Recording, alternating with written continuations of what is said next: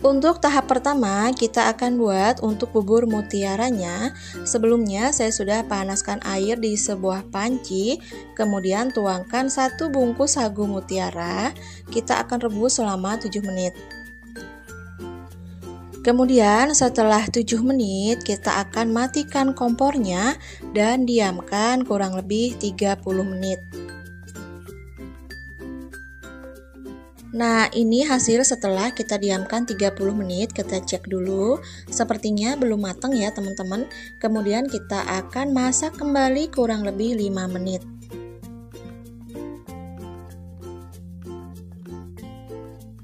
Setelah direbus kembali 5 menit, angkat, kemudian kita akan saring.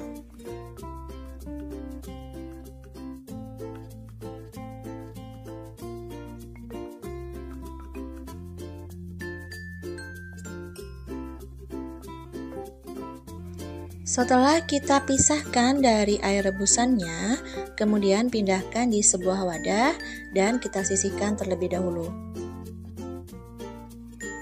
Tahap 2, kita akan buat untuk bubur sumsumnya. Siapkan sebuah panci, tuangkan 250 gram tepung beras dan setengah sendok teh garam.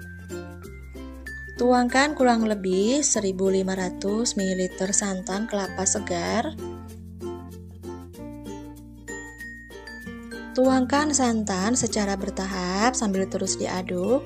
Ini bertujuan agar bubur sumsumnya nanti hasilnya akan lembut dan juga kalis. Di sini saya menggunakan santan kelapa segar dari 1 butir buah kelapa. Tetapi apabila teman-teman ingin menggantikan dengan santan kelapa instan juga boleh ya, semua bebas pilih saja. Tambahkan kurang lebih setengah sendok teh pasta pandan.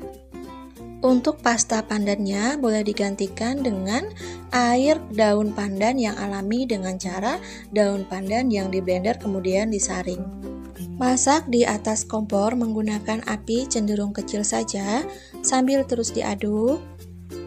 Pastikan tidak ada bahan yang bergerindil atau gosong di bagian bawah.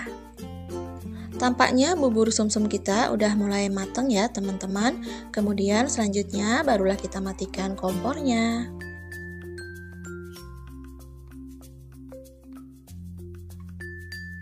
Angkat bubur sumsum, pindahkan ke sebuah mangkok atau wadah, lalu kita akan sisihkan terlebih dahulu.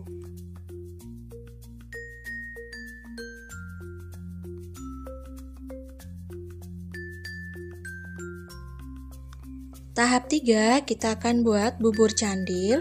Siapkan sebuah wadah, tuangkan kurang lebih 250 gram tepung ketan, tambahkan setengah sendok teh garam, 3 sendok makan tepung beras, lalu tambahkan kurang lebih 50 ml santan.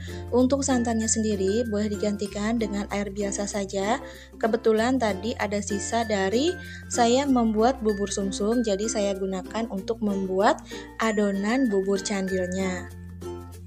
Lanjut kita aduk-aduk. Untuk mempermudah saya akan uleni menggunakan tangan saja ya teman-teman. Sebelumnya jangan lupa cuci tangan. Uleni adonan hingga kalis atau tidak lengket lagi. Adonannya udah kalis, kemudian siapkan sebuah piring dan taburi menggunakan tepung terigu. Ini bertujuan supaya tidak lengket satu sama lain. Bentuk adonan bulat-bulat seperti kelereng. Untuk caranya seperti yang saya lakukan pada video. Oh ya, untuk lebih lengkap dan jelas, nanti bahan dan juga takaran saya akan tulis di kolom deskripsi. Lanjut, kita akan bentuk adonannya hingga habis. Nah, ini hasil adonan yang tadi sudah kita bentuk bulat. Tahap selanjutnya, siapkan 1 buah panci. Kemudian tuangkan kurang lebih 500 gram gula merah atau gula jawa. Tambahkan 700 ml air, kemudian aduk-aduk. Jangan lupa juga tambahkan 1 lembar daun pandan yang sudah kita ikat simpul. Setelah gula merah mencair atau mendidih, kemudian kita tuangkan adonan bubur candil yang sudah kita bentuk tadi. Tuangkan hingga habis. Masak menggunakan api cenderung kecil, sesekali sambil diaduk agar tidak menempel satu sama lain.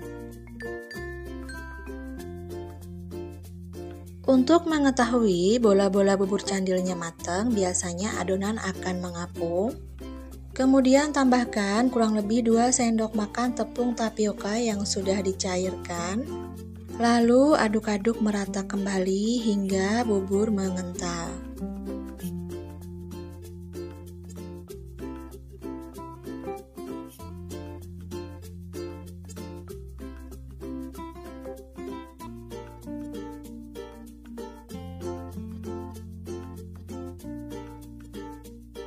Setelah mendidih, angkat dan pindahkan ke sebuah wadah, kemudian sisihkan terlebih dahulu. Tahap terakhir, kita akan buat kuah santan gurih. Banyak 500 ml santan kelapa segar, setengah sendok teh garam. Tambahkan kurang lebih 2 sendok makan tepung maizena. Cairkan menggunakan santan. Selanjutnya kita akan tuangkan, masak di atas kompor menggunakan api cenderung kecil. Pada saat memasak, jangan lupa untuk terus diaduk agar tidak mengendap di bagian bawah.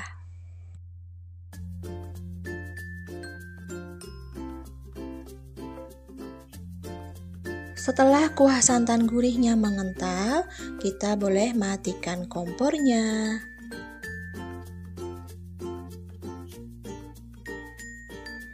Nah, inilah teman-teman, semuanya udah siap. Di sini ada bubur candil, ada bubur mutiara, ada bubur sumsum, dan juga kuah santan gurih.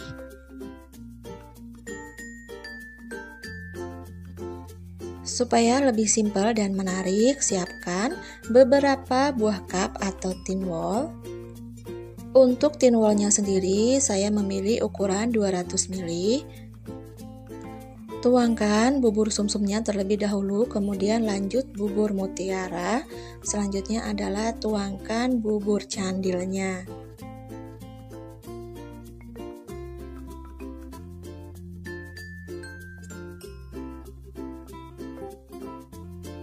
Untuk ukuran dan bentuk tin wallnya bisa disesuaikan dengan selera masing-masing ya.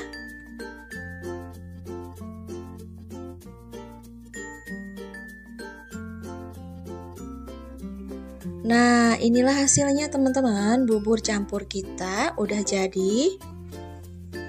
Udah siap disajikan, dinikmati pada saat waktu santai atau apabila ada acara keluarga, ada acara arisan. Bisa juga untuk ide jualan. Untuk harganya sendiri bisa disesuaikan dengan harga bahan di tempat teman-teman masing-masing.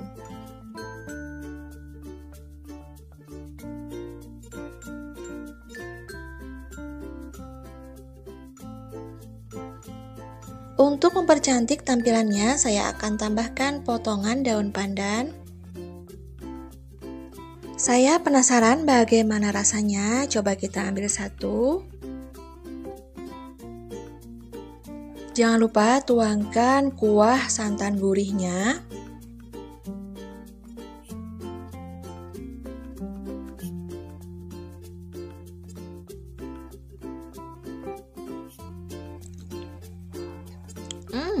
Rasanya benar-benar enak banget teman-teman, manisnya pas, gurih, lembut, dan juga lumer. Wajib coba di rumah karena benar-benar enak banget. Dari bahan-bahan yang sangat ekonomis bisa jadi makanan seenak dan secantik ini. Untuk ide jualan bisa dikemas seperti yang saya lakukan pada video. Sebagian sisanya tadi saya taruh di tin wall bulat seperti ini. Oke, baiklah teman-teman, terima kasih ya yang sudah menemani saya bikin bubur campur hari ini. Selamat mencoba di rumah, semoga bermanfaat. Jangan lupa untuk selalu dukung channel ini dengan like, komen, dan subscribe. Dan jangan lupa juga aktifkan lonceng notifikasinya. Sekian dulu video saya kali ini dan sampai jumpa di video saya selanjutnya. Terima kasih, bye-bye.